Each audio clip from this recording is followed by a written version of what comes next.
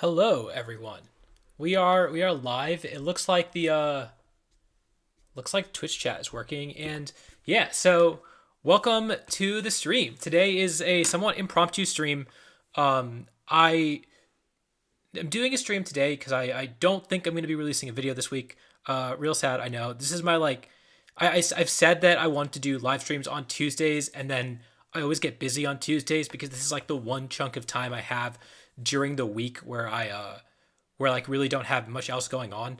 And last week I had the interview with Elisa, and today I was actually supposed to do an interview on the Hyper Voice or the Hyper Voice podcast with Alex Underhill and Stephen Morioka, but we've pushed that back till tomorrow to because of the announcement of the Nintendo Direct, and so I've got some time.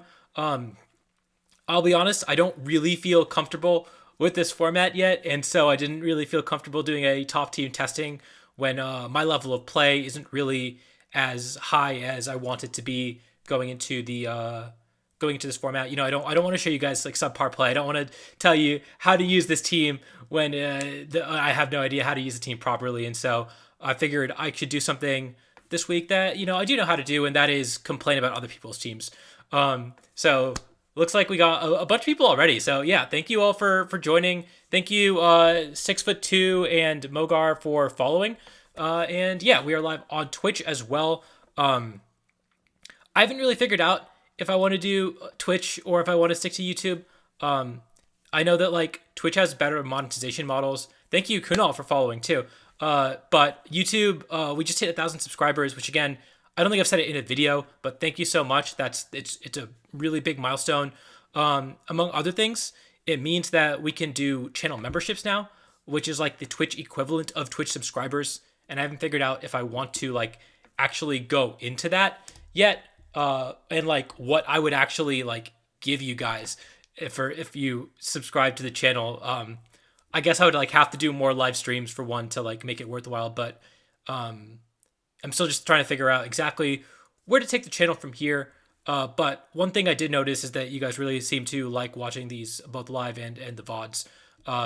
Like the VODs of the live streams are getting as many views as the top team testing videos. So it's been, and this is I always have a good time doing this sort of thing. So yeah, let's get into it. I guess. And so also if you have suggestions, comments, I'm always very responsive. You can, obviously put it in chat right now, or you can put it in comments down below in the YouTube video, which the VOD will still be up. Again, I said I'm probably not doing a video this week, so this is like the piece of content that you get from me, although you will also see me on the Hyper Voice, like I mentioned, which should come out on Friday. So if 4 days from now you were dying to hear my voice, that's your opportunity. And so let's get into it, I guess. So let's see. We've got some of the teams that have done well in this format. I didn't get to talk about the results of the women's tour. I know we did the interview with Elisa and talked about that team pretty extensively, and I did want to talk about the other teams that did well because they are also just like it was a very good tournament. It was really cool. And thank you, Judy. Yeah, I appreciate the I'm not sure if you actually hosted. I'm still getting used to Twitch. And thank you to everyone who has followed. I don't know update if I'm going to do more VGC fundamentals. I want to. I've got some stuff planned, but those are a lot more those take a lot more time to figure out, and the ones I want to do are like about decision making in VGC, but every time you start like getting into it, you realize there's more and more stuff you have to cover. But there's some stuff in the works, so we will be doing something related to that. And so yeah, keep an eye out for that. But also the formats change so often that I do want that, like, it's hard to keep up with that and keep releasing content that is like pertinent to the current format. But yeah, so the women's tour happened not this past weekend, but the weekend before that. And of course, we had the interview with Elisa, who won with this really, really sick Umbreon team. It was we talked about the metagame after the the first tournament, which was the JUX9 tour with Alex and Justin a little bit, and that tournament was basically all Lapras and Zacian teams, and then Kyogre Tornadus teams, and a few Dialga teams here and there as well. And so it was really cool to see Elisa do as well as she did with the Charizard Groudon teams. I think everyone knew that Groudon was going to be really good into the metagame and at some point, and she really figured out a really cool way to do it. But I don't want to talk about this team too much because Elisa and I both shared our thoughts about it. It's like for a while, and so definitely you should go watch that video if you haven't already after the stream. Malcolm's team also very very cool. Another take on Laprazation. I think that's like this might be my favorite archetype of the format, just because if you look at the original teams that cut, there was so much variety in those teams. They all just like were built so differently. They all had different electric types for one, but also just like had different Pokemon. I don't think any of them had a Rillaboom on it. And so I really like Mogar's take on this. I actually really like Raichu on this team because of the way that people are responding to Laprazation. Laprazation is because people are putting Thundurus on their teams.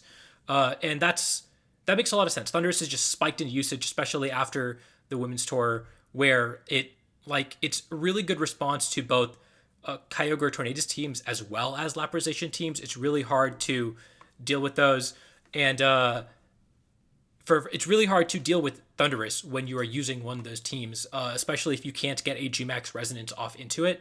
And so Raichu is just like another level of counterplay to that, and then it's just got so many like annoying things that it can do against other types of offensive teams. It's got Nuzzle, it's got Eerie Impulse, it's got Fake Out, and so I think it's a very strong choice on this Laprazation type of team. But I mean, you saw like Face, I think, used Tapu Koko. We saw Alex and Justin used their Zapdos variant, and so there's definitely been like I've seen some Regieleki on more recently. So like there's definitely got to be an electric type on that team, and people are just rotating through all the options.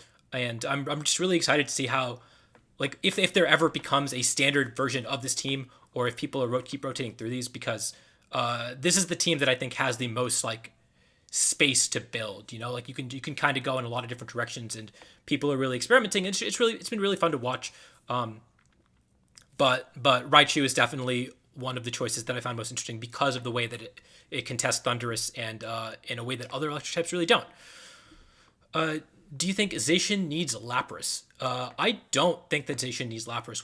I've seen some other interesting versions of Zacian as like Thundurus has gotten more popular. People have just put Thundurus next to Zacian instead, and just like even just foregone the Lapras, and that might be like Thundurus is probably overused right now. People are slapping Thundurus onto every team, and it is a very good Pokemon. But the teams that are weak to Thundurus are going to develop more sophisticated counterplay to Thundurus at some point. And at that point, you can't just rely on Thundurus to be your entire like aggressive offensive game plan. And so I don't know if like the Zacian Thundurus teams are going to be as sustainable. I've definitely seen some other versions of Zacian teams, but I can't think of them off the top of my head. But yeah, like Zacian is just such a good Pokemon that it doesn't necessarily have to be next to Lapras. It just seemed like Lapras was the version that was the first thing that people stumbled upon that did really, really well. And we'll see. I think again, like as people, if Lapras Zacian has a target on its back, people are going to adapt. That's just the way it's going to be. And yeah, Charm is such another good move on Raichu, Abai. So we'll see. I'm excited to see how this team develops. We see another team down in Midori also use this. If my computer will cooperate with me. Here we go. Midori also used a Laprazation team that has Thundurus on it, like I mentioned earlier, and so it has a little bit more of an aggressive mode. Yoko's team is such an interesting team. It did really well. I know a lot of people have talked about it on the. I think Kunal was just talking about it in Twitch chat. Yeah, he's had a lot of fun using Yoko's team. I know that it did also again really well in this tournament. So I don't know how to feel about Duskmane, especially when you have like we had a lot of Solgaleo as well. We saw like Pato and Marco Fierro did well in the first tournament with Solgaleo, and this feels like like there was always that debate about whether you wanted to use Solgaleo or Duskmane in like VGC 19, and now you just have the same debate. I guess it is slower, but the biggest thing is that it's infected by Intimidate, and so you just have to have counterplay to Incineroar. And also the other thing is like we can just like click on the teams, so we can actually see what she used on it. And yeah, so she had like Swords Dance on it and Weakness Policy to better contest Incineroar, but like, and then she also had like the Tyranitar that is so good into Incineroar, but it's like I don't know, like I'm not entirely sold on Duskmane in this metagame, but what I do think is really good about this team, or sorry, not really good about the team, because obviously this is a very solid. Like I personally might not be using Duskmane, but this is probably the way to use Duskmane if you're using it. But the things that I think are especially interesting about this team and that I would try to steal from this team is Togekiss. Togekiss is something that kind of fell off in usage, but Fairy is still really good. I know there's a lot of steel types. I know you have to like play around it. You probably have to stick up a Beery Berry on it, but Togekiss, we saw Umbreon do so well largely because of its ability to click Yawn. And so Togekiss also being able to click Yawn is really valuable. Redirection is as valuable as it's ever been. And so and then especially with something that can click Swords Dance, it's or can click like Iron Defense with the Ferrothorn, Togekiss is definitely still a Pokemon. Tyranitar is also really cool. It's another way to contest like all of the dark types. That's something that I noticed when I was trying to build like Calyrex-Shadow, is that every single dark type is weak to rock, even though dark isn't weak to rock because you've got like Moltres, Yveltal, and Incineroar. I mean Grimmsnarl, I guess too. But so just like if you have a restricted that's weak to dark, then Tyranitar is definitely something you can consider, and it has that natural special defense boost, and so getting Steel Spike boosts on it is also pretty valuable.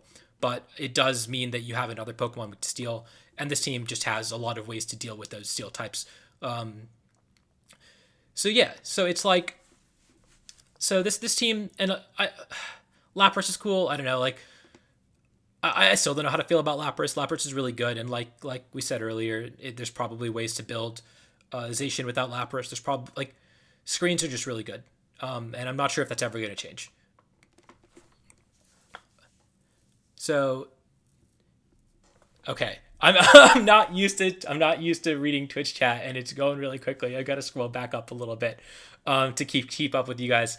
But okay, so I think that Duskmane looks cooler than Solgaleo, but I'm definitely more inclined to use Solgaleo.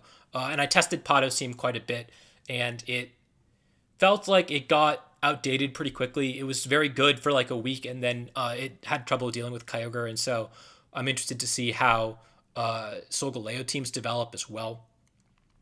Yeah, like Pharaoh and Lapras are so good, Aaron. They're just incredible. Ferrothorn especially. I think we see another Ferrothorn team with Pink Sylvie, I think, used Ferrothorn with Palkia, and so we're gonna see. We're gonna talk about more of that because I love Ferrothorn in this metagame too. But yeah, and Pado's team also just couldn't touch Ferrothorn, and that's why Pado lost in top 4 of Joe's tour, I think, to Desu. I think I'm keeping track of all these results correctly. Yeah, and so Lauren's team is also really cool. It's a more traditional take on Groudon, I guess. Traditional meaning that at what we've seen over the last 2 weeks. And yeah, like Thundurus is I think that the team that can abuse Thundurus the best is Sun with like Groudon. We saw like Edu do really well, and we'll pull up that team in a little bit from the tournament that happened this past weekend. Edu did really well with a different version of Sun with Groudon on it, with Thundurus on it, excuse me. And this is a pretty cool take on it.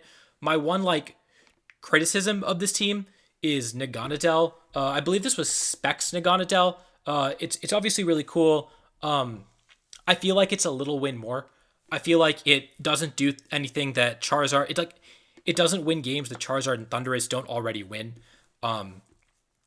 But I also like haven't actually tested the team, so maybe you really can afford to have like these 5 Pokemon that obviously have so much synergy together, that have done so well pretty consistently, and then you just have a few matchups that you're weak to, and Lauren decided Naganadel was the Pokemon that patched those matchups.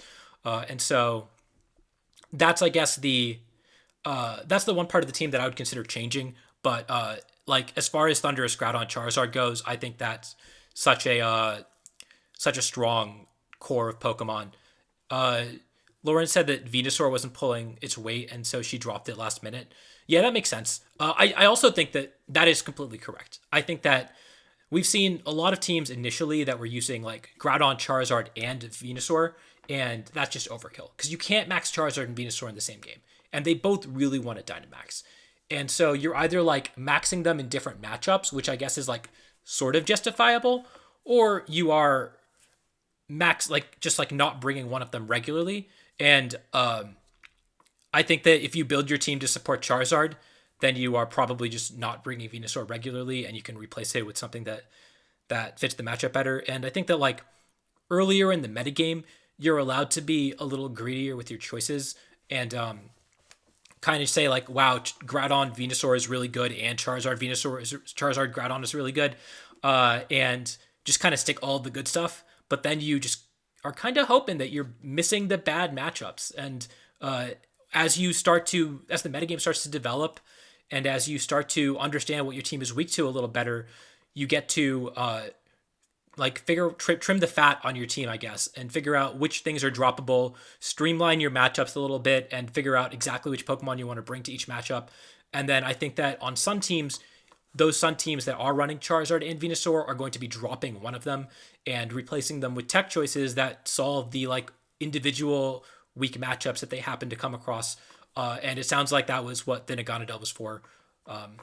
So yeah, like obviously Lauren did really well with the team and lost to Elisa in semifinals in like what sounded like a very volatile Sun. Or I guess we got to watch it. Yeah, it just like Sun mirrors are very volatile in general. But yeah, for what it's worth, I do think the Umbreon version is cooler. Partially because I really like Umbreon, but also like the way it plays in that it slows the game down, and I don't really like playing that like really hyper offensive 50-50 base style, but that has just found success so consistently that it's always going to be around. And yeah. So where else? We talked a little bit about Midori's team. And then so the other teams I want to talk about, Megan did really well with a Palkia team that I think this is kind of the way to build Palkia. I played with Palkia for most of the scramble that just happened, and I had a very similar core. I think that like Palkia Ferrothorn was the reason I wanted to use it because Ferrothorn has such strong synergy with Palkia. It's just like it gets the max geysers off to give it this like resistance to fire, and then on top of that, it gets max quakes off. Palkia like max quake, and so you get those special defense boosts, and it just like covers a lot of things that Palkia can't hit. Like the other cool thing is that like Kyogre can't power through Palkia and Ferrothorn, and so while Palkia doesn't actually hit Kyogre, you're just kind of letting it not do damage, and so you have a really strong matchup there too. You get to hit like Dialga, which is something that Palkia is kind of like inherently weak to, and that's just so weak to body press. Zacian doesn't actually do that much, especially if it has close combat once you get a Iron Defense off, and even the Sacred Sword version doesn't 2KO you. So those two Pokemon together were really strong. I know that there was a Palkia Registeel version of the team that cut the first weekend, and that was where I kind of started building from. But that's like I came to a very similar conclusion when I was building this team, and so I really liked Megan's team. I guess Incineroar and Grimmsnarl were also like kind of staples. You need that damage mitigation. You need to slow the game down, and then I thought when I was building there was two flex spots, and she put a Regieleki and a Landorus on them. That makes a lot of sense. That covers a lot of the weaker matchups. Landorus obviously really helps with Sun. Regieleki is such a good Pokemon, and the synergy with water and electric types is makes a lot of sense. Like she had a little bit more of a, I think she had Lustrous Orb on the Palkia, and so Regieleki allowed you to go a little faster, along with Grimmsnarl allowing you to go a little faster. So that was really cool. Yeah, like that worked out. And my only concern about this team is that it does feel very weak to Thundurus. And that was where that was like my biggest concern in team building. I put like a Glastrier on it to try to help deal with Thundurus. It didn't really help with Thundurus. I think that just might be like a fundamental flaw in the archetype. So yeah, that's that team. I think that's the way to build Palkia. I think that there's the Regieleki Landorus slots are probably the two slots that you can like play around with and to kind of adapt to the metagame. Okay, so then we have two Tornogre teams. Killy's team looks like it's the exact team that won the first tournament, that Genius team that we talked about a lot with Justin and Alex on that last live stream. So I'm not going to go into that too much. Tornogre is Tornogre. It's going to do Tornogre things. The Scarlet's version is a little different. It obviously like has a Raichu as well. I don't know if Raichu fits as well on this team just because Regieleki is so good, but it also like I think if your Kyogre team is trying to slow the game down a little bit, then Scarlet's in chat. Perfect. Yeah. So I guess why did you choose to run Raichu over Regieleki? I guess is the big question. I think that Raichu's a good Pokemon. And I think it's better when you like slow the game down. But Tornogre teams, especially Tornogre teams with like an Urshifu, I feel like is a little more aggressive, and so might appreciate the like immediate speed control and the faster speeds here that Eleki has.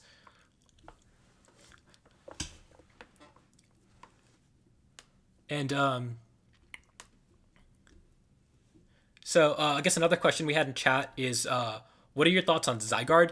So I used Zygarde for like all of Sun and Moon series back in 2019, or like all of Sun series and half of Moon series.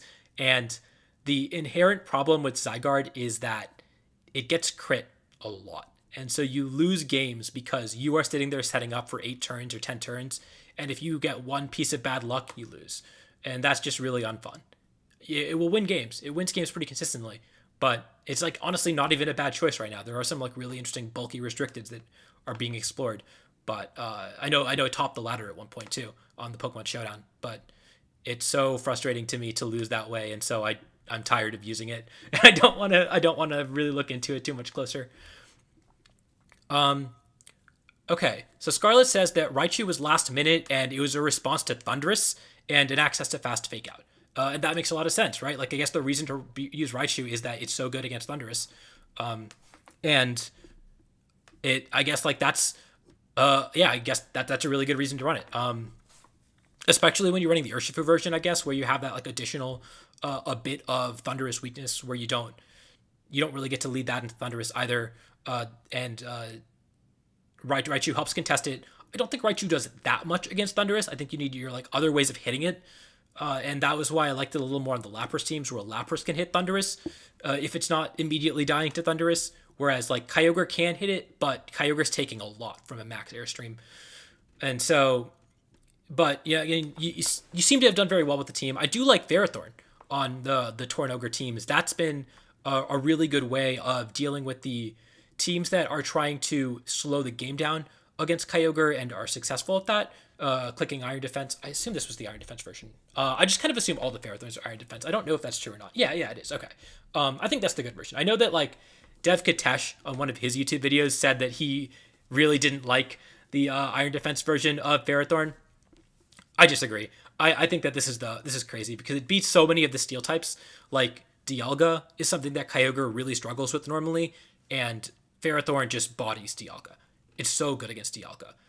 And so that's a really good reason to use it. It hits other steel types. It hits like it's another way to contest a Mungus. I guess you can kind of put any grass type in that slot to contest a Mungus. But and there's Air Balloon on Raichu. That's also really cool. I low-key really like Air Balloon on Pokemon. Jamie Boyd talked me into Air Balloon when I was on the Monarchs a couple years ago for NPA, where he was like, I don't know why people are running Chocoberry. Just run Air Balloon and you get to take a hit anyways. Like, yeah, that makes sense. I guess you get one switch in, and on an offensive version of the team, and this is like an especially offensive version of Kyogre, you get to you only really need to avoid one hit. So and then you get the tempo that you need to be able to win the game. You don't need anything else. Yeah, Aaron, Iron Defense is the secret sauce. Iron Defense is like once you get an Iron Defense off, you just immediately like win the game against some teams. It's honestly pretty insane. That's less so now. But it's like, yeah, it's less so now. The teams have like kind of started to respect it with Registeel and Ferrothorn doing a little more in the metagame, but especially like a week ago, it was just again, I was testing Palkia and it was just tearing up. It wasn't a Palkia team, it was a Ferrothorn team. But now it's a little harder to Ferrothorn through teams. And yeah, yeah, like switching in P-Blades, exactly. That's exactly the type of thing that you want to use for Balloon, where you only need to switch in once, right? And then you just have that momentum that you need to be able to win the game from there. So I totally buy that. Let's see. And then, so I don't want to go too far down into the standings. Eshi cut with a cool Solgaleo Entei team, but we'll talk about that a little later because there was another Entei Solgaleo team. Alexandra, I want to talk about her team because she went undefeated in Swiss, not in sets, but in games. I don't know how she lost in Top Cut. I don't think that match was streamed, but that is. I mean, like I like it sucks that she only got top 16, but she killed it in Swiss, and so I think there's something to be said about this team. It's different version of the Solgaleo team. It's not like the Spectrier or like the immediate fast proc bulldoze that Eshi used, and that Pato used and Marco Fiero used. It's I believe it's Brutal Swing on the Tornadus, but yeah, it is Brutal Swing on Tornadus. So it's kind of like the shades of the early Metagross teams that we saw in Series 7, but it's Scarlet beat her in cut. Perfect. Yeah. Yeah, I mean, if you wanna tell us your impressions of the team or how you managed to beat it, I'd love to hear that. I guess like Solgaleo's problem was always that it had a really bad Kyogre matchup, and so and a really bad Ferrothorn matchup, and so it makes sense that it lost to the Kyogre Ferrothorn team. Wide Guard on Solgaleo does definitely help with Kyogre, and then Gastrodon really helps with Kyogre too. So it seems like she like did a really good job of respecting the Kyogre. That I guess that is the issue. Like you lose the coverage, and Solgaleo really wants to have 3 different attacking moves. I know people are running Wild Charge as well over the rock move that Pato ran, and that makes a lot of sense too. But like if you can click Rockfall and turn off the weather, then you've basically done enough against Kyogre a lot of times, but like not really. It also helps against like Charizard and against like all of the dark types. And right now you don't really have a great way to hit all of the dark types, but I also like don't think there was any Yveltal in cut, so that probably helped with dealing with dark types, you know. Yeah, I don't know. Like that's the problem with Solgaleo is it has major 4 move slot syndrome, and you kind of have to pick your matchups, and you have to build the team to beat those matchups. And it looks like Alexandra really teched to beat Kyogre because she knew that was a bad matchup, and she almost managed to get through all the Kyogre, and then ran into one in top 16 that had a Ferrothorn on it. And yeah, that's just like Ferrothorn is so good against Solgaleo as well. We saw that in Joe's tour. We saw that here. That's just the problem with Solgaleo. I mean, I really want it to be good. I love Solgaleo. I mean, I loved it on Zygarde. I love proccing its weakness policy, and it's just got so many things that it can't deal with right now. I know that like I think Wolf actually put out his tier list on Twitter. I can pull that up too. I think he put out a tier list, and he had Solgaleo really high, and it's like not actually that. I don't think it's actually that good. I'd put it somewhere down here. I don't want to do a full tier list, but it's like it's so underwhelming when you try to use it, even though it does well so often. I don't know. We can talk more about restricteds later, maybe. I do want to try to get through the 3 tournaments that happened, and then also to have a couple other things that I wanted to talk about too. Kunal wants me to do a tier list. Maybe, you know what? Maybe we'll do another live stream. Maybe we'll do a video, and I'll get some people on, and we can do a joint tier list, and sell out like that. Funnily enough, so at the beginning of Series 7, Nails was trying to convince me to do a tier list of all the Series 7 Pokemon, and I was like, yeah, I don't really want to do that. Like, I don't feel like I have an educated enough opinion a week into the format. It's like it's fun to do, but like, I feel bad about doing it. And then Judy was like, yeah, I'll do it. And so they all went on Judy's stream, and it was really fun. It was really fun to watch. They did a really good job. They had like some big misses, like as you will, a week into the format, but it's it's fun to it's something fun to do. And now that it's been like 3 weeks into the format, maybe it's worth doing. So I might just have to pull some people together and put it together. Okay, so we have that's kind of all the teams I wanted to talk about in the women's tour. There were more, like obviously props to everyone who top cut this tournament. There's I was actually like a lot of the players who I thought were very good ended up losing in like top 16. I was really surprised. So like Fiona lost in top 16, and I was like, whoa, I expected her to do to get to finals like she did last time. Alexandra did so well in Swiss. Eshi is such a good player, and so we had some newer faces do well in this tournament, and that's like part of the exciting part. So that's that, and then hey, so what's up? So we have the Victory Road tournament that happened this weekend. That you know the Victory Road circuit, if you haven't heard, is another. It's 5 tournaments. There's going to be one every weekend for the next few weeks. I am excited to see how that goes. I like expressed some disappointment about it on Twitter because you don't get any prizing for doing well at these individual tournaments. You get points that go towards a circuit. And so realistically what that means is you have to get like top 2 at a tournament to qualify to the circuit. Or if you get top 4 or top 8, you have to do well in another tournament. And so I'm not like thrilled about that, but the tournament was big enough. It was prestigious enough that it's definitely worth talking about the results.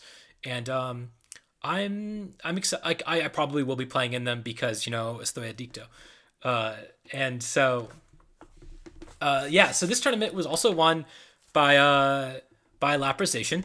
No surprise there. It was also won by Umbreon because that's just the way these tournaments work. You have 7 Incineroar in top 8, and the Umbreon always comes out on top. And this is I really like Umbreon on this team. I think that Umbreon is really good because it responds to Thundurus really well. Because like if your opponent is very aggressive with their play and they just commit to their Dynamax turn 1, Umbreon is about as big a punish as you can get because it's going to live in attack and it's going to click Yawn. Or if it's a special attacker, it can Snarl, right? And so it's got so much. It's like the perfect anti-hyper offensive Pokemon. And it really forces teams that have been built to really abuse Thundurus to try to reconsider how they're going to play. And when your entire Laprazation game plan is Thundurus, it's like, how do you like you got it? Like it forces people to figure out a new matchup, right? And that's kind of tough to do on the fly. I mean, again, it's Laprazation. There's like 80 different ways to build it. People are just experimenting with so many different things. And beyond that, it is pretty standard. This is like kind of what Laprazation teams have looked like for the last week. So it is what it is. I don't really want to dive too deep into every single Laprazation teams because there's a lot of them. But yeah, Umbreon, very cool. We've seen what it did. If you want to hear more about Umbreon, go watch the report with Elisa because she talked about it at length. Alex's team. Alex, of course, was on the channel a couple weeks ago, and if you want to hear a lot more about this team, I think he's probably going to talk about it at length on the Hyper Voice usually comes out on Friday that I'll be on. And we had Alex on the channel a couple weeks ago, so I didn't. And also, like, fun, I didn't really want to like have the same person on like 8 weeks in a row because he's just going to keep cutting all of these tournaments with a different team every week. But also, I really like this team, and I kind of want to try it out. And I'm considering using it for some tournaments. So we'll see. But as Players Cup gets closer, I am more and more hesitant to share teams that I'm considering using for Players Cup because I kind of want to revise them. That being said, this team, the dirty little secret, it is Donald Smith Jr.'s Players Cup team, Players Cup 2 team, which is a Calyrex over the Glastrier. That's it. That's the only difference. I'm pretty sure the EV spreads are the same too. He might have like made some small differences, but Donald and Alex built this together and they did a really good job of that.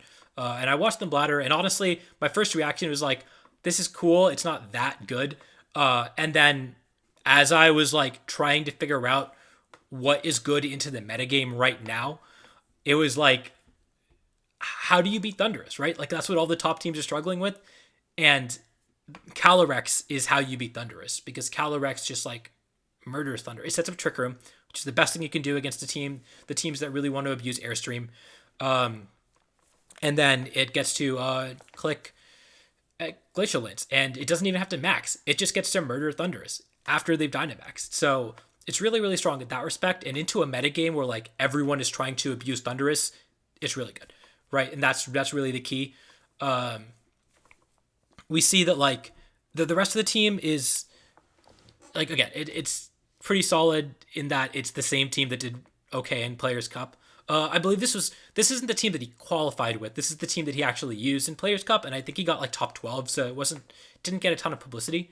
But like we played with it later, we tested it later in Series 7, and it was still like a really good team. He put a lot of work into doing it. It's just like Players Cup is the best of the best, and so even if you put a lot of prep and you play really well, you're still playing against some of the best players in the world, and you're going to lose games. And so that was a really solid team, and it does have some issues. It's like pretty weak to water types.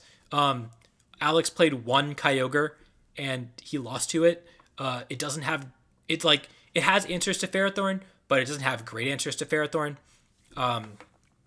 But yeah, I don't want to talk too much about his run because you should watch the Hyper Voice.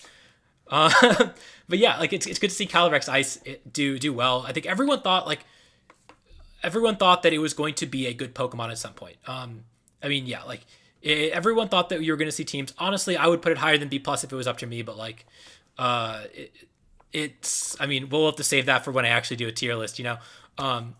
But it's everyone thought this was going to be a good Pokemon. Everyone thought there were going to be teams built around it. No one really figured out a way to do it, and then Alex did, and so it's got some room for development as people start to like test this team out, play around with it, figure out how to patch up some of its weaknesses. Like again, it doesn't actually have a great way to power through Kyogre or Tapu Fini. That was the biggest issue I had when testing it, and so there's going to be changes made, and it's going to hopefully develop into something really cool. So then Taran used a different version of Kyogre that doesn't have Tornadus, and this is where I think it starts to get really interesting, because if your Kyogre counterplay is built around like Kyogre Tornadus, you are not necessarily going to like beat Kyogre teams that don't have Tornadus on them, that are a little more defensive. And so this is the Taran's team, the Pokepaste on this team. So like Dragapult isn't Tornadus. Dragapult can click max Airstream and like do similar things to Tornadus. And yes, the team has ways to create speed control and make Kyogre like relatively fast through Electroweb and through max Airstream, but also it has Trick Room, and it has like ways to slow the game down with Incineroar and P2 that are just different from the ways that other Kyogre teams try to slow the game down, where they've been using like Landorus and Kartana. And so, yeah, and like Dragapult has a good Sun matchup, right? Dragapult like creates this very, very different matchup spread that allows you to play the game very differently. And so I'm not going to say I put a lot of thought into this specific team. So I am stumbling a little bit, but and like the choice, like Taran's a good player. I'm sure that he put a lot of thought into these choices. But the idea of using a Kyogre team that is slower, that is meant to beat, I believe this is also this is Alex's loss in Swiss. I think he said that. So like it's a Kyogre team that has different types of counterplay. And so when we said like the Alex's team is weak to Kyogre, it's not as weak to Tornadus Kyogre, because you get to take that free KO on Tornadus if they lead it, or you get to like KO the Landorus, or you KO the Eleki, or you KO the like Kartana, because Kartana is relatively frail. But you can't KO the Ferrothorn, Incineroar, Porygon 2. You know, those are and you can't KO the Kyogre, and so you don't get those attack boosts against this team. So again, like that's the sort of like push and pull that I think we're going to see in this metagame, where the if you tech your team out to beat Kyogre and the Kyogre teams that are trying to go really fast, like the team we saw with Raichu earlier, that that can spam Nuzzles and make Kyogre relatively fast, Tornadus, they all have Regieleki on them because why wouldn't you run Regieleki? Or like I guess you just need to run an electric type, and Electroweb is so like oppressively strong. And then you see one with Porygon 2, and you're like, oh, well, now that foils my game plan. Ferrothorn is another Pokemon that we've seen on these Kyogre teams as responses to the like Rillabooms, as responses to the other like really strong physical attackers, Dialga, right? Like that's how you Kyogre teams have so many ways to Kyogre is such a good Pokemon. Kyogre is bringable into every matchup, and if you have to respond to all of its partners, and that's how you deal with Kyogre, then we're just going to see it find new partners. And I think that's what Taran did a really good job of doing. And I've seen similar teams to this on the ladder, and I think that's like the push and pull. Like Tornadus-Kyogre is still going to be really good. You're still going to have to prepare for that, but you're also going to have to beat Kyogre teams that have different ways of winning the game. And yeah, like, so responding to the comments about Porygon 2, the Porygon 2 is like Eerie Impulse is really good. We saw that in Series 7 because you get to like end game really well and you get to slow the game down, and that's kind of what that's what Porygon 2 is trying to do in general. And then if you don't have an attacking move, you don't really need download. Although Trace like does backfire, a lot of times there's really good abilities that you can steal. I've stolen Lightning Rod before with Trace Porygon 2, and that's always sick. Because I think he's an electric move, and you like I think that happened in my I might be misremembering, but I think when I played Mogar in the Scramble, my Porygon 2 switched in on their Raichu and got Lightning Rod and stole the Eerie Impulse away, and it was sick because I like immediately won the game off that. So like Trace has some utility, but obviously it does backfire. Like if they have like I don't know, like Landorus Thundurus out and you Trace the Intimidate, you're in a bad spot, So like I don't know. There's reasons to use it and reasons not to use it, but if you don't have an attacking move, you might as well try it, I guess. Tracing Unseen Fist doesn't actually do anything for Porygon 2 because is Foul Play a contact move? I don't actually know if Foul Play is a contact move, so maybe it doesn't. But yeah, this team worth trying out. Dragapult, it's good to see still in the metagame. I love Dragapult personally. Dive is a cool tech on it to really benefit from Kyogre, and yeah. I saw a version of this team that had a Max Dark on Dragapults to really abuse the special defense troops. Special defense drops to make Kyogre hit a lot harder. Okay, Foul Play is a contact move. Good to know. So yeah, I guess it does. It does boost. You get to take Unseen Fist and do that. Probably not into the Urshifu specifically. Whew. Okay. So what do we have? We have the Zacian team that doesn't have a Lapras on it. It has a lot of the same Pokemon that Lapras Zacian teams have on it. In like Landorus and Incineroar, we've seen some Regieleki, we've seen Amoonguss a little bit, but this one just like is basically the same team but with the Tapu Fini. I actually haven't looked at this paste, so I am curious as to what we're gonna see. But yeah, like I guess this team wants. Wait, what?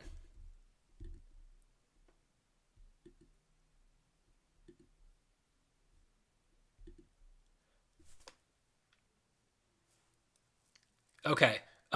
So this might be the wrong. I think Victory Road probably just had the wrong Pokemon when they were uploading the graphic, or they uploaded the wrong paste. One of the two. Like probably just a mix up. But I don't.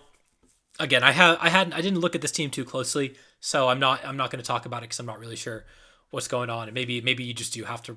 Maybe I was completely wrong, and you just do have to run Lapras with your Zacian. And even if you want to run a Tapu Fini, it just auto corrects to Lapras because why aren't you running Lapras Zacian? And so, moving on to the next team, Eric Rios. So there's as you can see, there's a bunch of Sun teams down here. Sun was like the flavor of the week, and I want to like. I got all the slots from 4 through 8, and it's good. Like right, like it didn't do well for week 1, and everyone was like, "Really? No Groudon? Why?" And then it won the women's tour, and here we see like a bunch of different ways of running Sun, and they are all like so different, and they all have done like so well. It's so these 3 of them have Venusaur, one of them has Charizard, and one of them doesn't have it. One of them decided to run Sigilif instead. But like really, I think that Phil's team was like like Phil, Edu, and Lee really were carried by like the fact that Thundurus and Groudon are so strong together. I say that as if I know exactly what would happen to their games, and I really don't. But like in testing, Thundurus and Groudon are a really, really scary combination, and you have to put a lot of thought into how to beat those that combination of Pokemon. And so I know Edu's been using these like I don't know if he was using Celesteela. I know he won the one of the RVGC ladder tours last weekend, the weekend before last weekend. But it's like I don't know if he had Celesteela on that team or if he had something else, but like Thundurus Groudon, that's like okay. I've said earlier that I think Thundurus usage is going to go down. The teams that are weak to Thundurus are going to find ways to respond to Thundurus, and if the only way anyone can respond to those teams is Thundurus, then those teams are just going to be a lot better, you know? But Thundurus on Groudon specifically is really, really powerful regardless. And the main reason is because if you could pick one Pokemon, one non-restricted to have into Groudon, it's Landorus. It's always Landorus. And Thundurus is so good into Landorus. And so, like, Thundurus, Groud, and then on top of that, it's always going to be pretty good into Lapdog. It's always going to be pretty good into Tornogre. And so, like, Thundurus, Groudon, it's here to stay. It's probably the best way to run Groudon stuff, especially if you're running the Venusaur version and not the Charizard version, where now you just don't have double flying type. Although we see Edu and Lee both had double flying type anyway. I guess all three of them had double flying type, so what do I know? But yeah, Thundurus Groudon. That's all I got to say about that. Thundurus Groudon's crazy. You know,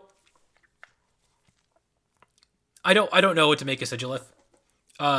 If you go back to like Series 6, I know that Mr. B-Dog and so Brendan Lewis and Abe ran a really cool Sigilith team in the VGC, the Right of VGC circuit finals. And I know Brendan cut that tournament, and I had like helped build that with Abe a little bit, and I had a lot of fun with that because it like gets to spam Hypnosis in a way that I really enjoy doing. It gets to click Gravity, and then like your opponent has to respond to it. And then the other cool part of that was that it gets to it has Tinted Lens. This one does not have Tinted Lens. What does Wonderskin do? Doesn't that make like not like status moves miss occasionally? Is that right? We don't need to go back to this, I guess.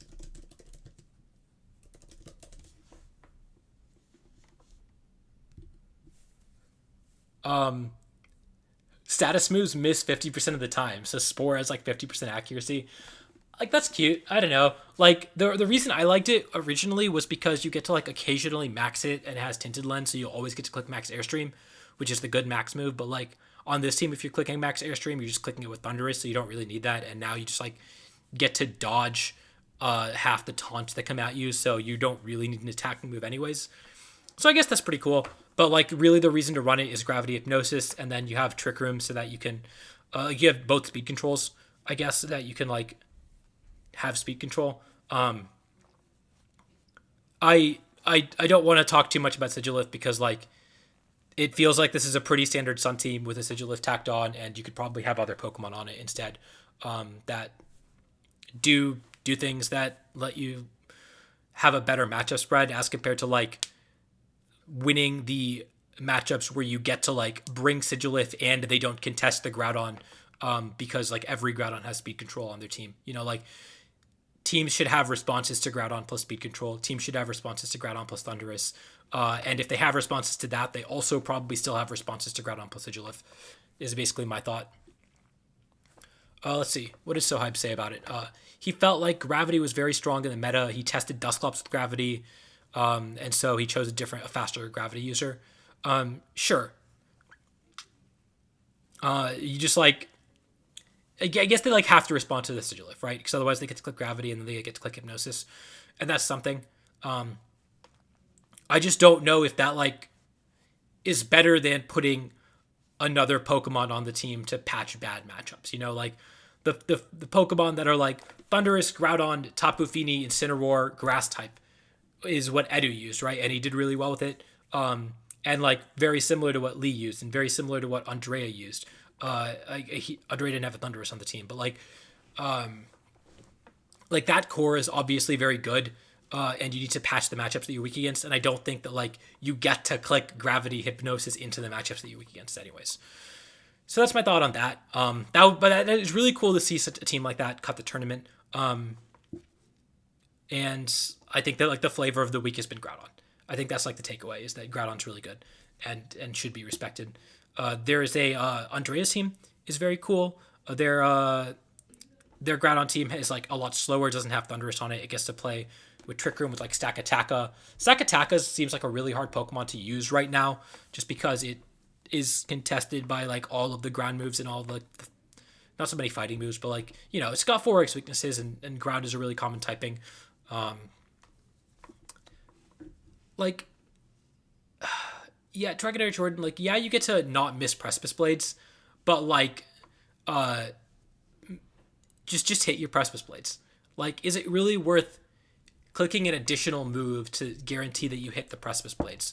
I know that Edu ran Wide Lens on his Groudon to not miss Precipice Blades, and that's a little more reasonable because like the other option seems to be like White Herb, but just hit.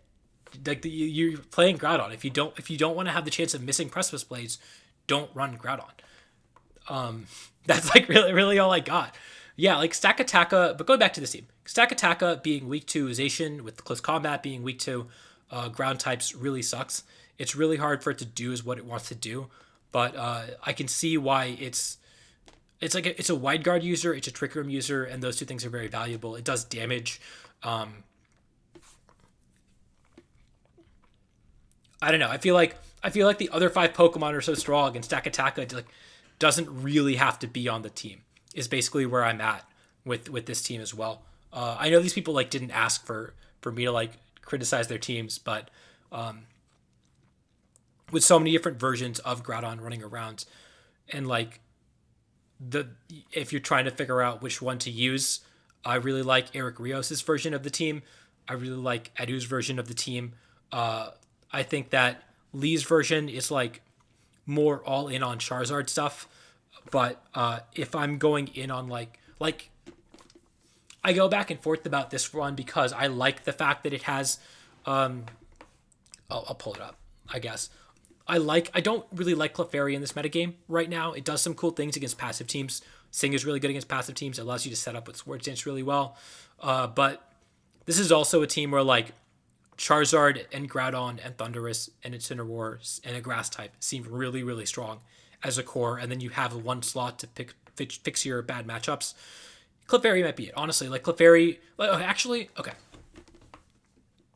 So the pro of Clefairy is that it really helps you set up, right?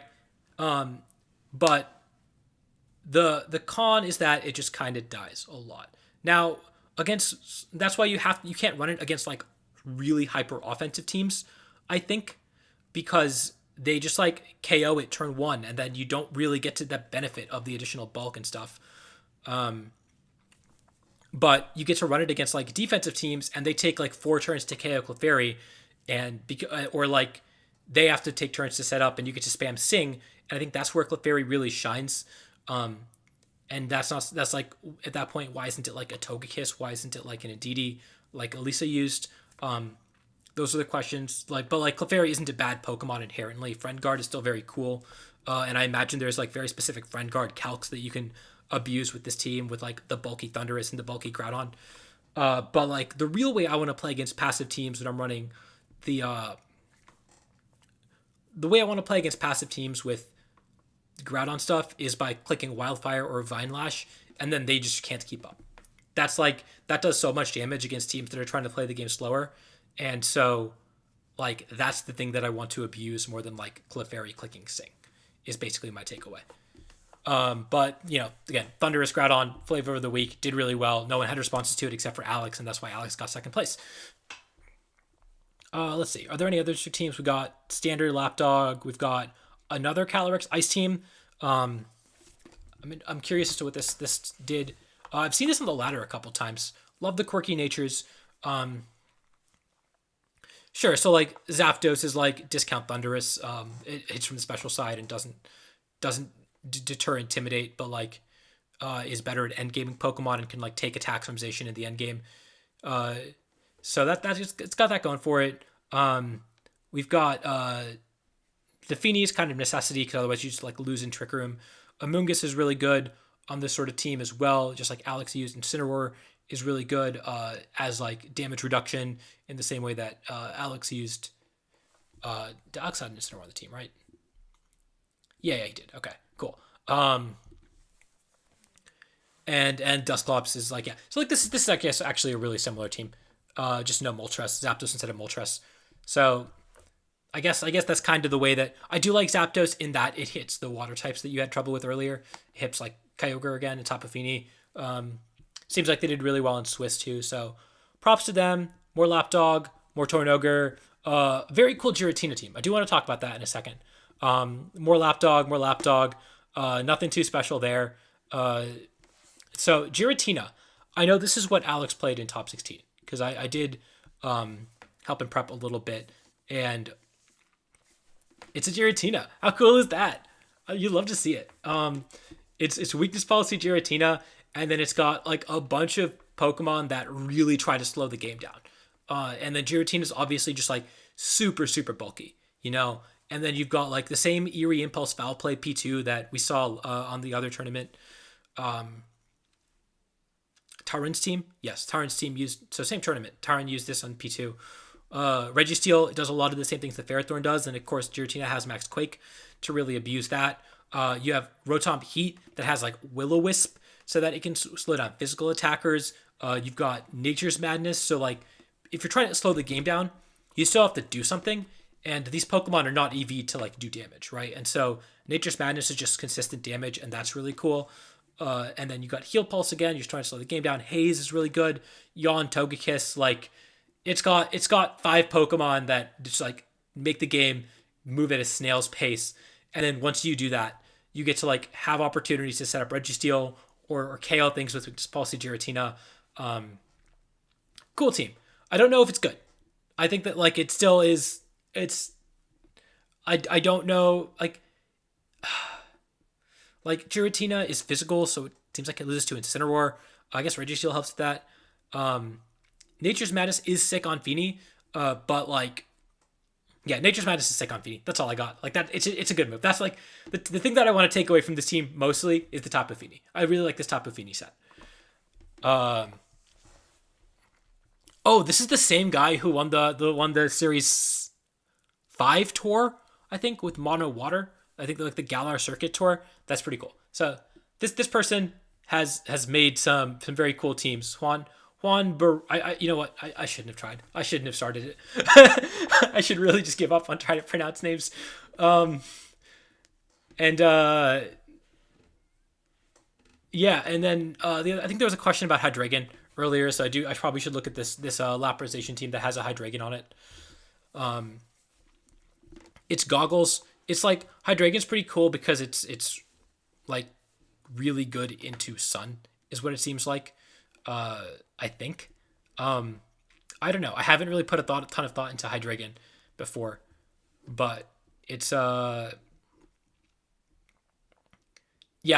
I think that like Nasty Plot seems greedy. That's my take. Is like if you don't get to set up Nasty Plot with Hydreigon because it's a really frail Pokemon. It is cool in that it has like a cool set of max moves that this team doesn't really get to take advantage of. It doesn't take advantage of Max Dark that well. So it's kind of like a standalone Pokemon to patch matchups, and that's fair. Like it's obviously really good into Calyrex Ghost. It's really good into Solgaleo. In fact, like if you're running Steel Spike Quake, you don't really get to hit it at all. It's a Pokemon that you bring to very specific matchups. I know that like I think I saw that Joe UX9 was really big on Hydreigon at some point earlier in the format. I don't know if he still is or not, but like I'm sure it has niche applications in certain matchups, but it's like not a Pokemon that I would be building around. It's a Pokemon that I would be looking at my team and saying, I really am weak to these 2 Pokemon. I need to put a Hydreigon on the team because that's the best Pokemon to deal with it. but I think like mostly it's Sun. I think it's mostly really good into Sun, and that probably helps Station do a little more. Okay, so that's the VR tournament that happened this weekend. I know there were a couple Calyrex-Shadow teams that made it into Top Cut. That's another Pokemon that like everyone kind of expected would be real good. We see this team with Jin Ziyu. See, I can pronounce that name. We saw Marco. I think I saw Marco play Edu on stream with it, and I was actually watching this with Alex before his Top Cut match, which was like at 3 a.m. So my memory is very hazy, and I fell asleep. Like right, I didn't even get to watch Alex play. I just immediately fell asleep. And so this was like this seemed like a really good matchup into Sun, and then Marco just like got bopped. So I don't exactly have the greatest impression of the team, but Marco did really well with it. So I'm sure that there's and I think he's been doing well with it in like multiple different tournaments. So it seems to be working at least for him. But I've also seen this on the ladder, and this seems like the way to build Calyrex-Shadow. It is very scary to face, but it also seems like something that if people start game planning for, they should find ways to deal with it. And the other thing about this team, I guess, is that, yeah, sure, Thundurus Calyrex is scary, but is it really better than Thundurus Groudon? Like, if I'm trying to abuse these set of Pokemon, maybe not the Urshifu, but like a lot of similar Pokemon, I think I'd rather just run Groudon. I think Groudon abuses Thundurus better, and without Thundurus, this team is like kind of lacking. It doesn't really do that much. Maybe that's like the wrong way of thinking about it. I don't know. Marco's team had a really bad matchup versus Sun. Yeah, I mean, like, do I have to scroll up? Like, I don't think you can afford to have a bad matchup versus Sun anymore. I don't think you're allowed to do that, especially after this weekend. But I do think that like this version seems cool as well. The Gene ZU version. I really liked Nihiligo when I was testing Calyrex-Shadow, but that was like week 1 of the metagame. And so, yeah, I don't know. Like, there's definitely pros and cons to running the different versions, but this version seems like it has a little more like defensive counterplay with Rillaboom and Incineroar and Zapdos, whereas Marco's team is like call the leads right, call turn 1 right, and then you immediately win the game because the game takes 2 turns to play. Which both are very valid ways to play the game. You really got to know your matchups if you're Marco and you're running Marco's team. See, Matt Tidd got his signature Pokemon. He ran this for like all of Sun and Moon series and did really well with it. Another Calyrex-Shadow, similar composition, but with a Excadrill and Tyranitar on it. I know that we were talking about Calyrex-Shadow, Tyranitar. Is Kunal still here? I think we were talking about that at some point, and we were thinking about it and never actually built it. But it was definitely something that came to mind as something that helps deal with all of Calyrex's weaknesses. But Nihiligo, to me personally, just felt a little better. But Tyranitar, definitely a very valid Pokemon to do a lot of the same things. Yeah, I think Ryoto had a version of Shadow Rider with like Regigigas on it that he used in a best of 5 versus Fevzi, and I don't like Regigigas in this metagame. I don't think it does that much in this metagame, and so I didn't really put too much thought into the team. But I probably should look at like the other Pokemon that supported Calyrex-Shadow Rider. Oh, and then we have an Yveltal team. This is like the only Yveltal team that's top cut like any tournament ever, and it's got a Landorus eye on it. That's pretty cool. Okay, I gotta look at this. I haven't actually seen this team before. Oh, sorry, best of 5 versus Pado, not versus Fevzi. Good catch. Let's see. 1 second.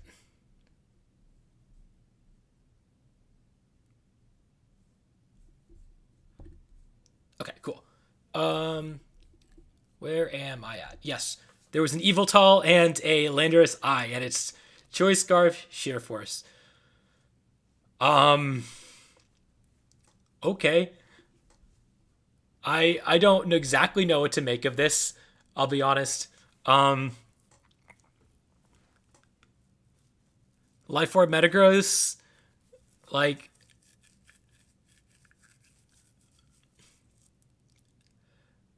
you know what? Like,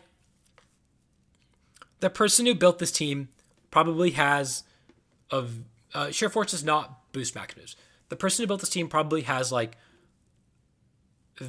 a very strong idea of their game plans into a lot of different things. And these Pokemon do very specific things into very specific teams with like, and I don't know what they do. I don't know which Pokemon you bring to which matchups. It's not like immediately obvious, but they went X2. They did really well with some really strange choices. And maybe I should be looking more closely. Like, for what it's worth, this is the Yveltal set that I think you're supposed to run on Yveltal. I think that if you're running like a more aggressive set, you probably should just be running Moltres. But the Assault Vest set, this is like a really common set from like Ultra Series, where you get to like live forever because of Oblivion Wing, and Foul Play and Snarl are so good at punishing teams that want to play offensively, forcing switches, and just like winning damage trades. And so I really like what Yveltal does. And yo, Fiona, thank you for the raid. I really appreciate it. We are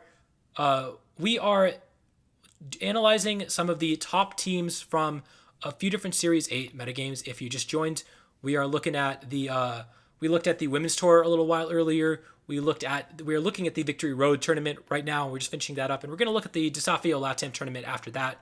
And if you missed this and you want to rewatch the entire thing, if you check me out on YouTube, the VOD is going to be up on YouTube. We are currently streaming also on YouTube, and the VOD is going to be up on YouTube if you want to rewatch it later. And we are just trying to figure out what the heck is going on with this Yveltal team. But I was just saying this Yveltal team is I think this is the correct way to run Yveltal. I don't know about the rest of the team. I think that you're supposed to say Yveltal is like really punishing offensive play with Foul Play and Snarl, and it's going to win damage trades because while it's clicking Snarl 8 million times, you are also just doing so much damage because of Dark Aura, and then you need to find another way to win the game after you do that. And this team seems to have found like Landorus and Metagross to win the game that way. And obviously, Yveltal is also a pretty good max Pokemon because it gets to click Max Airstream and Max Darkness. But yeah, Yveltal is a Pokemon that I think is going to do well at some point. People are going to figure out how to use it. It's going to like win a tournament or do pretty well in a tournament real soon. May or may not be this exact version of the team. Who knows? Also, I see Matt Tidd in the chat. Congratulations on your top cut. I love seeing you use Duskmane all over again. It's a throwback to Toronto locals in like Sun Series. Yeah, that's a good point, Aaron. Like without Xerneas in the format, Yveltal is a lot better. Xerneas also a Pokemon that hasn't top cut like any of these things, so I hope we see a cool Xerneas team pop up eventually, although we can go into detail at length about like all the weaknesses that Xerneas has. Mostly like there's just so many steel types and Dynamax is really good into it. But yeah, so the other big tournament that happened this weekend was the Dusafio Latam tournament, and that was won by Desu. And so he used a Laprazation team with Hydreigon on it. In fact, it might have been I shouldn't be closing these windows because it actually had I think it might be the exact same team that did well in the Victory Road Tour. So it's like, yeah, it's a team. It's Lapdog. You know, like you get to build it in like 80 different ways, and you get to figure out what your favorite one is and tech for whichever matchups you think are going to be more common. I think what's notable about this tournament is that this tournament had a lot more Kyogre in it as compared to the Victory Road tournament that was dominated by Groudon. In this tournament, we only see, I think, one Groudon team in top cut. And so we see a little bit more variety. I can zoom in to these teams. And we can just go through the list. So this is another Kyogre team that doesn't actually have Tornadus on it, but doesn't really do anything different from what other Kyogre teams are trying to do. Right, like it just clicks Tailwind, it clicks Max Airstream with Thundurus in this case, Regieleki, much like I think it was Scarlet's team. It has an Urshifu on it, which I think is becoming more and more common on these Kyogre teams. And so we see that this team just did really well, and it has probably respects Sun a little more than some of the other Kyogre teams we've seen because of the Landorus. And so that's always cool. Desu's team, I think we talked a little bit about Lapdog, Hydreigon, but Desu's obviously a phenomenal player and has been, just doing so well, basically like this entire year. And so it's no surprise to see him win another tournament. Desu being Dave. And then this is the I think I said like way back at the beginning of the stream we would talk more about Entei Solgaleo, because that was what Eshi was using, and this is the team that I was thinking about. We don't actually have a paste of the team, but this is a different way of running the Solgaleo weakness policy bulldoze team that did so well in the first week of the format and that I thought was really cool back then. And by taking your fire type and your bulldoze user and putting them into one Pokemon, you free up a slot to help patch matchups. And that slot is presumably the Rillaboom slot now. I think that makes a lot of sense. I think that's a pretty natural progression, again, where you get to like kind of trim the fat on these really aggressive teams. And in that case, that was Spectrier, because while Spectrier is a Pokemon that has a lot of potential, in a vacuum, it's very good. The issue is that it loses to a lot of the same things as Solgaleo loses to. And so while the good matchups are going to be really good, when you get to like do Spectrier and Solgaleo things, the bad matchups are also going to be really bad. And so this seems like a pretty good way to maybe reduce the ceiling of the team a little bit, but also increase the floor and make it so you have playable matchups against pretty much everything. So I like the direction that this is moved, and I think this is probably the way that we should be looking at building Solgaleo moving forward. I'm not going to talk about standard Tornogre with AZE Tinator. Then we have Hwampi, who also used very standard Tornogre and also got top 8s. We have the Sun team. I wish I had more to say about these teams, but we just talked like all these teams are starting to blend together. They're starting to see the same. This is what I was talking about earlier. I think this got to finals. Yeah, this got to finals. And is like a little greedier, is basically was my takeaway. You are, by running Charizard and Venusaur, you don't get to bring both of them. And so once you figure out which one you're building your team around a little more, I think you drop one of them and patch the matchups with the free slot that you have. But Chris did really well with running both of them. So I guess there's that. They're both good Pokemon individually. And so you get to run. Nothing else is stopping you from running both, you know. But again, if I was building this type of team, I would be dropping one of them.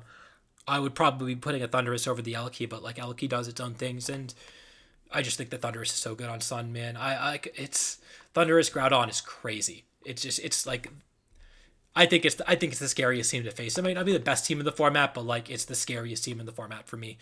We got more Lapdog, looks pretty similar. This one has a Whimsicott, and like this Lapdog team, the top team is like looking to be a little more aggressive. It seems like where you just get to click Tailwind and maybe Fake Tears to punish people that think that Lapras isn't doing damage.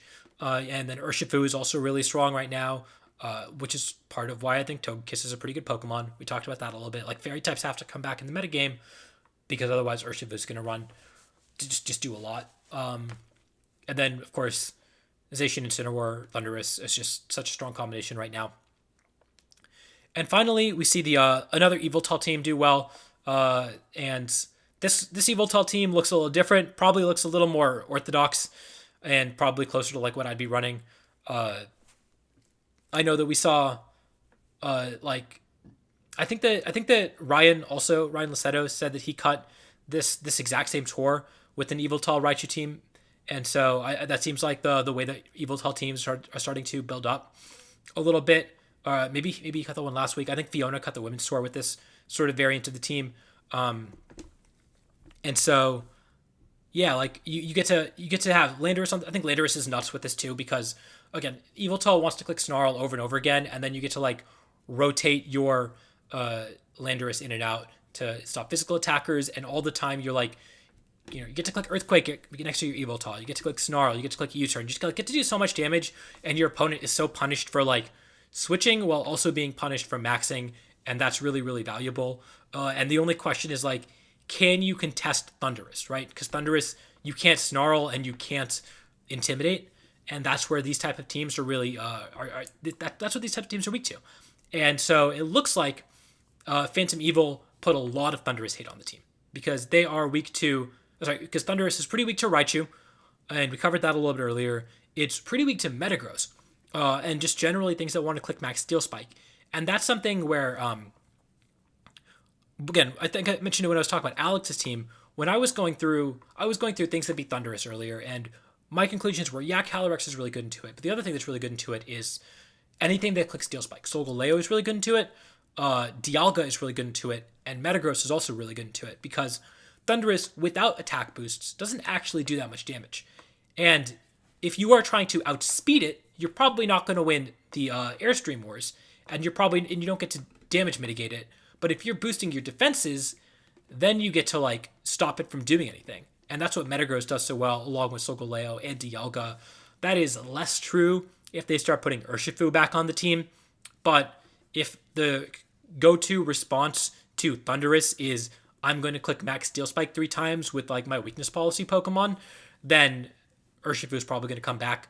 Then again, in this top 8 matchup that we are looking at right now, Phantom Evil did beat a Thundurus Urshifu team, so it's certainly playable, and I think that's partially because, again, Raichu is so good, and also Gastrodon. Gastrodon's like, yeah, it's not a Kyogre matchup on its own, because Kyogre teams are running 1, maybe even 2 grass types on them, but it is like an okay Pokemon. It is like, it does get to click Yawn, just like Umbreon does. It gets to like click Recover, it gets to win endgames. Like it kind of just sits there. And if your opponent is playing very aggressively, as Thundurus is kind of forced to do, Thundurus doesn't do it much unless you're leading it and you're maxing it.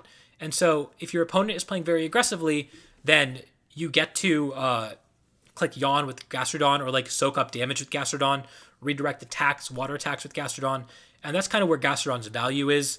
And so I think that that's kind of the way that you have to deal with Thundurus when you are weak to it on a team like an Yveltal team. And, that's... So, like, Gastrodon specifically on this team, I think, has some utility where you are trying to win damage trades until you're forcing your opponent to switch. And Yawn helps you force your opponent to switch, along with, like, Intimidates, if you can't intimidate them. Along with Snarl, if you can't Snarl them. And then if you can't Snarl them, you get to Yawn them. You get to, like, Spore them with... Or Threaten Spore with your Amoonguss. And then... what else? Well, there's one other thing Gastrodon did. Yeah, Okay, I've kind of lost my train of thought there. But Gastrodon, probably a real Pokemon, specifically on these type of teams, and not. Oh yeah, I remember. So if your opponent is trying to like tempo you, they are trying to take KOs immediately, right? And they're saying, I'm not playing your game and trying to like, not trying to deal with these Snarls, deal with these Intimidates, deal with these like weaker moves that are still doing like 25% of my Pokemon every turn. I'm going to Dynamax, and I have the correct combination of Pokemon to KO your Pokemon. That's where Gastrodon or like Umbreon, that's where those Pokemon put in a lot of work, where they can Yawn and kind of force you out and really punish those premature Dynamaxes. So that's kind of the way that that Yveltal teams are probably supposed to look. I actually really like this version of the team. And yeah, like Aaron, I think you're spot on. It's really like it's very, very similar to Durant, except Durant was just like a really strong Pokemon on its own, and you build teams around Durant. And in this case, you are not building teams around Thundurus, you are building teams around a Maximon, and Thundurus happens to cover your matchups. But in terms of the way it plays, it is very similar. Let's see. We got some other questions. How do I feel about Dialga Togekiss? So that's actually something pretty interesting to bring up, is like, we saw Dialga do well week 1, and then we didn't see it in any of the 3 tournaments that we just covered. And I do think Dialga's fallen off. I do think Dialga has been very underwhelming. It's like, and I think a big part of that is because it kind of sucks into Groudon. I got some pushback for saying that when Justin and Alex were on the stream 2 weeks ago, and they are no longer on the stream, so they can no longer say that I'm wrong about that. Dialga sucks into Groudon. I know you get to click Steel Spike. I know you get to like proc your weakness policy, but they always have a Charizard on the team. And so they're just doing too much. And if they have a Venusaur on the team, there's like still clicking Vine Lash, and you don't get to click Quake and Steel Spike at the same time. And so you get to click one of them, and they get so much chip damage, and you aren't actually doing enough damage to take the KOs quickly enough, and then the residual damage from Vine Lash or Wildfire is just picking up, and then the Precipice plays that are just like blindly getting clicks are doing so much back to you. You're just not winning those damage trades. You're not like aggressively KOing Pokemon quickly enough. I don't think Dialga has like a playable Groudon matchup right now. And if you're going to run Dialga, you probably have to figure out like a very good Groudon matchup. Also, the other thing is like Kyogre as a Pokemon has dropped in usage a ton. And it's weird because I think Kyogre is so crazy good. And yet, like, we looked at the Victory Road tournament and there were so few Kyogre in cut. Like, you can't run Dialga as this Pokemon is really, really good into Kyogre and has playable matchups into everything else if you're not running into a lot of Kyogre. And I guess you're just, like, not running into a lot of Kyogre a lot of the time. Which do I think is better, Venusaur or Charizard? I think Charizard is better right now. I think that Venusaur is interesting because it's better into Rain. And it gets to, like, run Weather Ball as a counterplay to, like, Incineroar and counterplay to Kartana on Rain teams. But other than the Rain matchup, I think that Charizard is better. And I think that you just, like, find other ways to win the Rain matchup is basically where I'm at with the Sun team. So yeah. So those are the tournaments that have happened over the last couple of weeks. There's been pretty interesting to... It's been pretty interesting to see how the metagame's developed. We obviously went from like a metagame where there were basically three teams, three archetypes, to something that's kind of more diverse, but like there's still definitely things to exploit in the metagame. Thundurus being everywhere is still something to like talk about. You know, like it's not sustainable. You can't just have Thundurus as your main game plan against all these good teams and expect to beat them in the future, because those teams are going to respond to that. And again, we saw that with Alex's team. We've seen that with like Umbreon winning these tournaments because that's such a good response to Thundurus. We see that with like a Raichu picking up in usage. So all these different things, and it's been fun. It's been fun to follow along. I haven't actually, like I said at the very beginning of the stream, I haven't actually been very good at this format, but I've had a lot of fun watching and seeing how the metagame's developed and seeing how people have responded and developed these teams. And I'm really glad that we have like another month for Players Cup so that we can continue to see how this metagame develops, and I maybe can figure out how to play this format before I have to worry about locking in a team. Let's see. Got some more people in the chat. We got first of all, thank you all for watching. This is really cool. We got 35 viewers on Twitch, 31 on YouTube. So these are really good numbers. And yeah, Kyogre is a lot harder to figure out without Tornadus, in that it becomes a pretty clear team building path. Yeah, I think it's a harder team to build without Tornadus. And whenever I was trying to build Kyogre, it was like, oh, well, why am I not putting a Tornadus on this team? Why am I not putting a Kartana? Why am I not rebuilding Genius's team from week one? And I mean, that team is still really good. We've seen it consistently top cut tournaments. And I think that you mostly like, the reason to not build that team is because people are responding to that team, right? And the other response to that is just like play better. So yeah, I guess there's that. Yeah, Venusaur used to run HP Fire. I was a big proponent of Assault Vest Venusaur in Sun Series, and we started running Assault Vest HP Fire Venusaur to specifically deal with Kartana on Rain teams.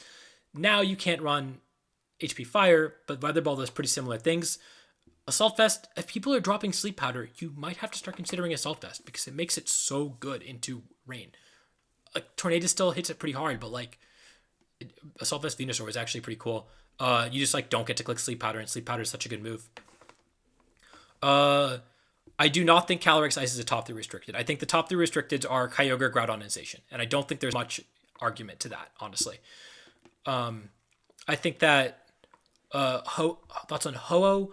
I think that Ho-Oh is... I just don't like having a weak Kyogre matchup. I think just really that's it.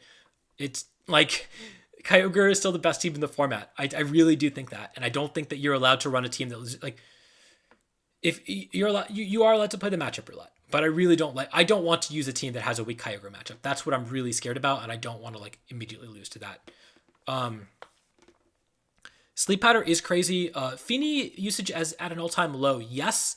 that doesn't mean it's going to continue being at an all-time low. We saw like the Nature's Badness stat that I really enjoyed, and so maybe that will help it pick up in usage. But like as Amoonguss picks up in usage, Fini usually picks up in usage, especially as like I guess Rillaboom is also becoming more common. I just don't think that Fini always is low in usage at week 1 of the format, and then it slowly starts to pick up. It's going to pick back up. Also, yeah, Aaron, exactly. Like if Ho-Oh is ever good, you get to tech a rock move on your team. Or you get to like put a rock type on the team, and the rock type already deals with so many other things. So Ho-Oh is always going to be like an off-meta pick at best. It has been a very successful off-meta pick at times, but I wouldn't necessarily... If you're trying to build the best team, I wouldn't be building around Ho-Oh. If you're trying to build a team to like beat specific matchups that you're worried about, then you can probably reasonably run Ho-Oh. But like, I don't think you're ever going to be able to cover for everything. How do I feel about Scarfed Kyogre next to Assault Vest knockoff Rillaboom and Thunder Hurricane Weatherball Zapdos? Well, I think that sounds like you've got a team going, and I don't want to build the team for you. It seems like Rillaboom's picking up in usage. I will say that, like, but I don't like Scarf Kyogre right now just because there's so much fake out, and I really do think you want to max the Kyogre a reasonable number of games. Thoughts on Colossal? I don't like it right now. Again, it's just too weak to Kyogre. It's not great into Groudon because they just get to max the Groudon, and like sure you get to max Flare it and do like 75%, but they get to max Quake and then you don't get Volcalith up, and then what are you really doing? So yeah, not a huge fan of Cole, even though I have seen it on ladder quite a bit. I do think Xerneas is a Pokemon. I think especially as like Solgaleo is tougher and tougher to use. Kartana like may or may not be used on these Kyogre teams. It's not the threat that it was. And I really miss using Xerneas because I loved using it in Ultra Series and I loved using it in like Moon Series, but it's really just not the same Pokemon. And you have to find different ways to use it. But that being said, I think that it has a place in the metagame. It's just going to be tougher to figure out.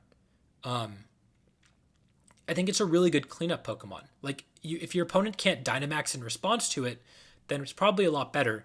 And also, if I'm feeding boosts to any restricted Pokemon, I think it's going to be like, that's probably the restricted that I want to feed boosts to, other than like Kyogre getting fed Airstream boosts. But like if I'm feeding a Steel Spike boost into any Pokemon, it's definitely Xerneas, right? And so maybe that's the way to build it. You just like try to like, my initial Xerneas build had a Celesteela defeated Airstream and Steel Spike boosts, and it wasn't very good, but like, yes, every team has a Steel type, but if your Steel type doesn't KO Xerneas because it has a defense boost, or your Steel type is chipped down to 40% health, it doesn't actually beat Xerneas. It's just a lot harder to actually use successfully because every team has a Steel type that's really strong. And everyone can Dynamax, and so you can't, like, the thing about Xerneas is that previously, if your opponent led Xerneas in Fake Out, you had to, like, really respond to that.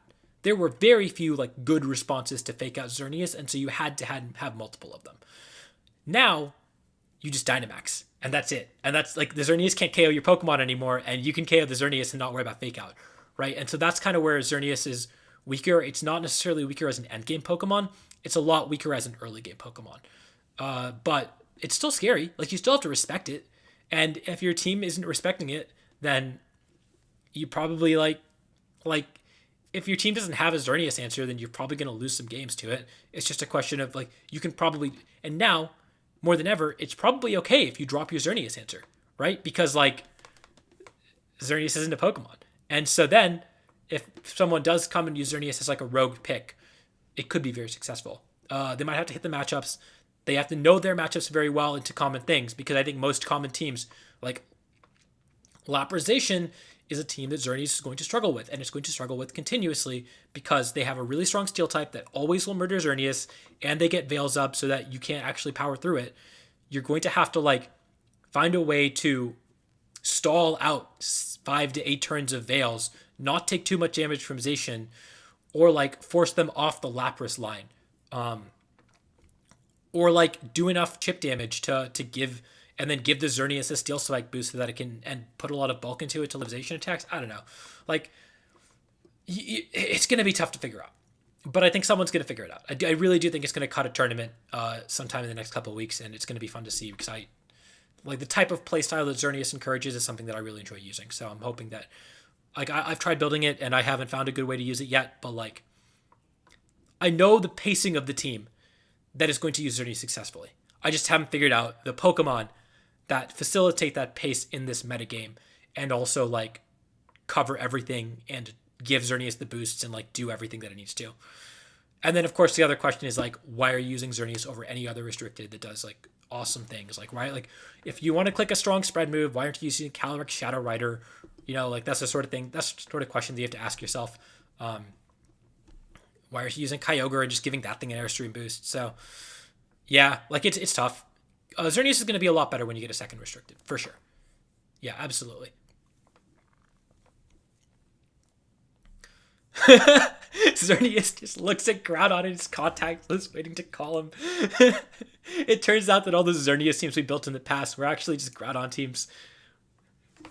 You got to change the name from Zerndon to Don Zern because it's got to put some respect on Groudon's name now.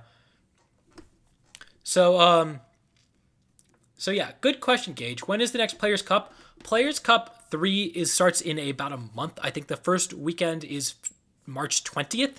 And so if you're playing in it, you have to lock in teams a day before that, but it won't be streamed for a while. So unless someone is streaming like their Swiss, they're not Swiss, but like their first few games on Twitch, you might be able to see that. I'm not going to stream it. I think it's just like a disadvantage to stream tournament games, so I don't really do that. I record them sometimes and we'll upload them to YouTube, but I won't stream my games. But I imagine they'll be like the official Pokemon stream will be like 2 months from now. But speaking of tournaments that are coming up, there is the Victory Road Tour that is happening this weekend. They're going to be happening, I think, this weekend and then 3 weekends after that, playing into the final circuit. I'm pretty sure there is one last Dusafio Latam tour, which is I think Paul Ruiz's is what if I remember correctly. Excuse me. There is the Battle Train. What do I have pulled up? Oh yes, I'll talk about that in a second. There's the Battle Train. That is happening. Actually, I think I have that somewhere on Discord. So do I have it up on Discord? No, I don't. And also my computer can't handle me pulling up Discord and doing this at the same time. I'll find it. Let me go to Twitter. There's a I think Battle Train tournament that's happening this weekend as well. That I'm considering playing in. And then there is, what's his name? It's like Mateo. Yeah, I think it's Ultrabat was the person who's doing it.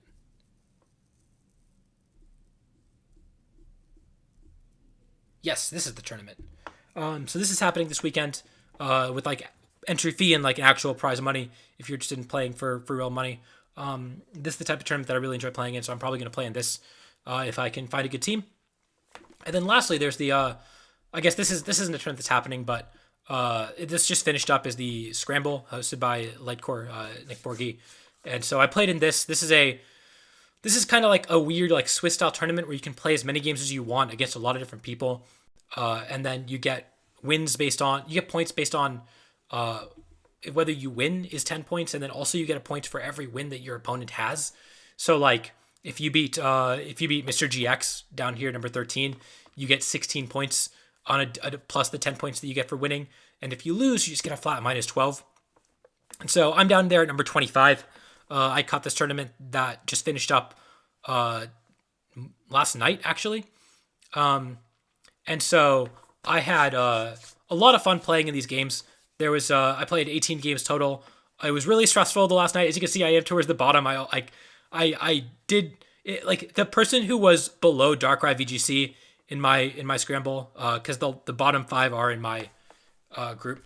The person below that was like 20 points clear, so it was actually like pretty safe. But I was definitely stressing that last day, watching people win and lose games, and hoping that I would stay above that bar without having to play any games.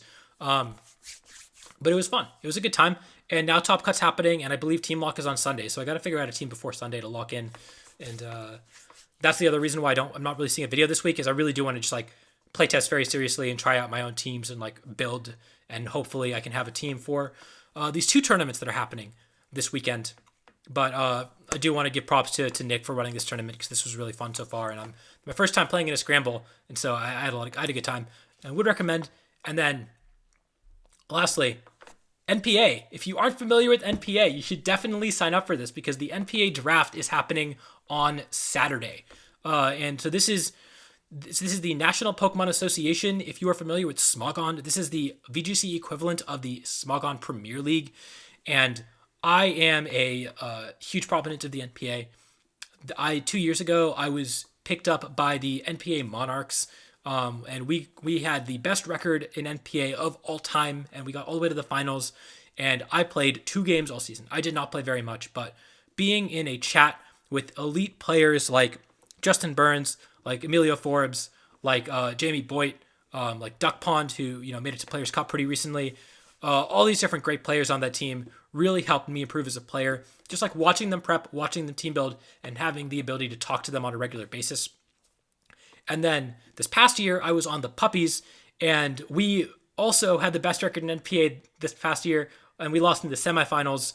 And this year, I have been retained by the Puppies, so I will be on the Puppies. I've been helping them with their draft plan and all that good stuff, and I'm really excited for the draft on Saturday. But there is still time to sign up. So if you haven't heard of this or you haven't signed up yet, you should definitely go.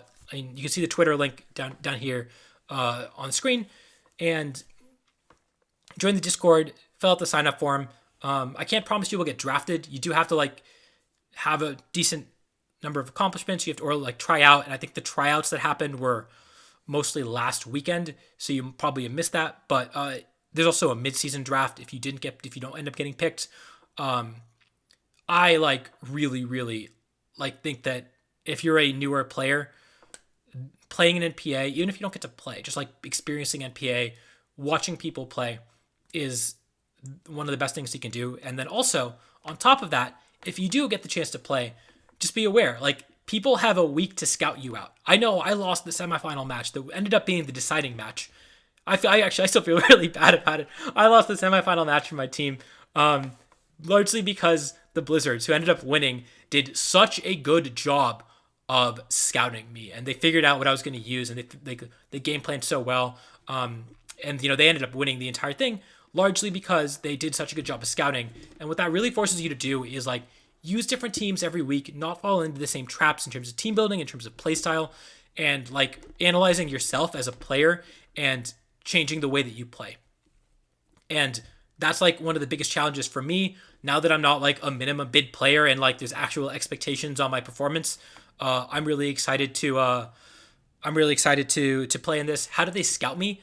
They just watched all of my previous games for NPA, and then on top of that watched the games that I'd played on streams in other tournaments. I usually just tweet about all of my tournament successes, and so they kind of looked at the teams that I'd been using. Also, it probably means I should have a lower social media presence.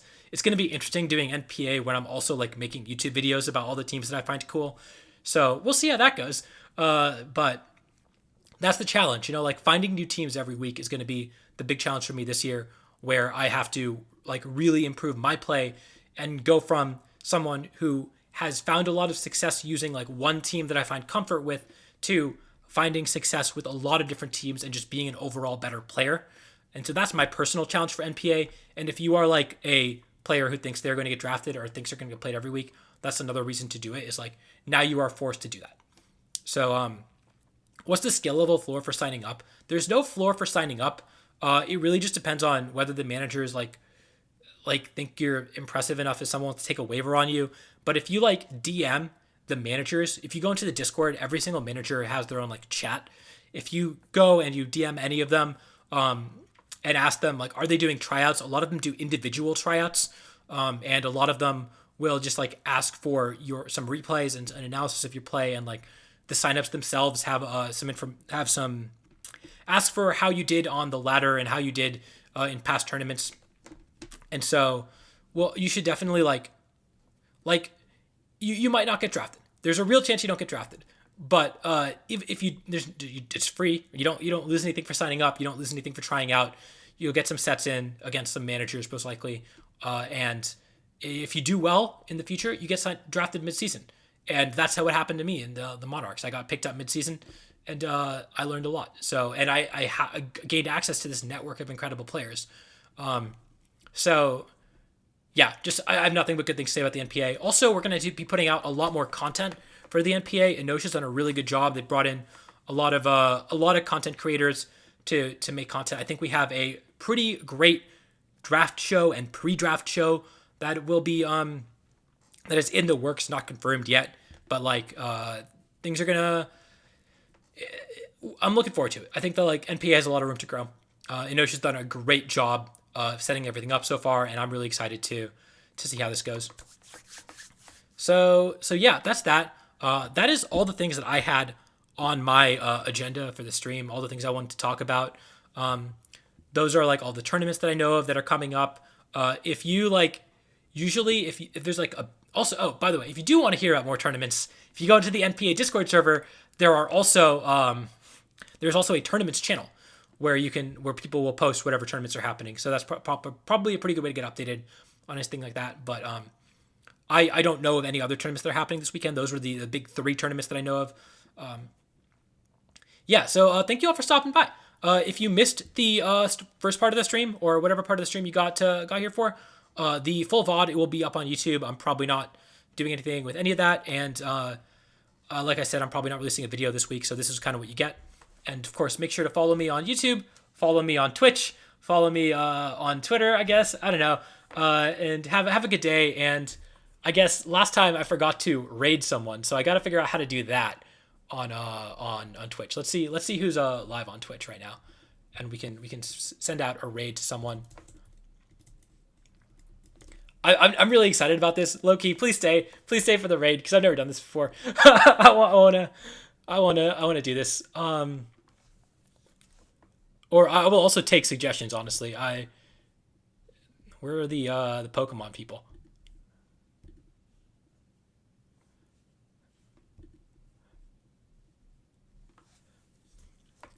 Let's see.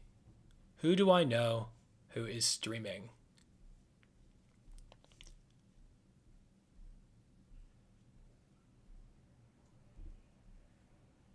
All right, here we go. Let's give it to Master Mark. No, let's give it to Master Mark.